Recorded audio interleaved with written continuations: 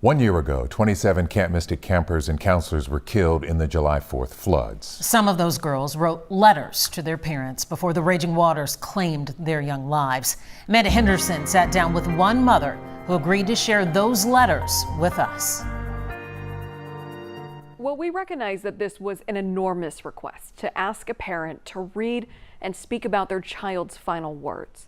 But Lindsey McCrory did agree to sit down with us to share the letters written by her daughter, Blakely.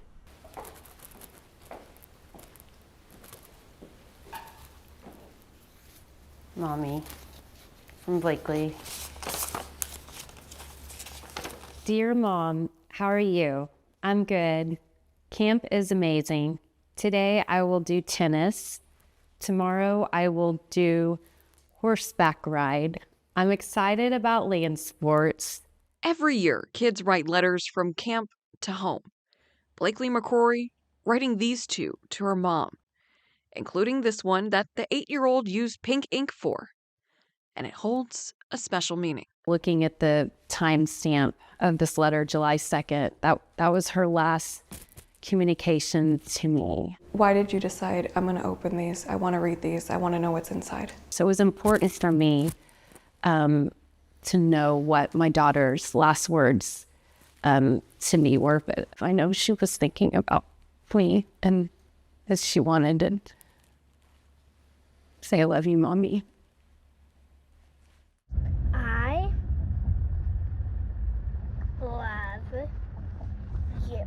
I'm so fortunate to have so many memories of her, photos, videos. And in each one, you can't miss Blakely's sometimes toothless smile. She loved to sing. She loved to act, especially the challenging characters.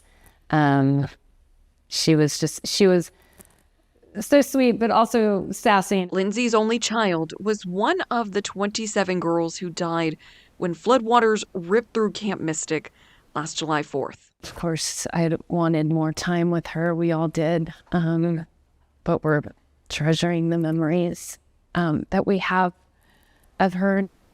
That includes the memories Blakely's friends have.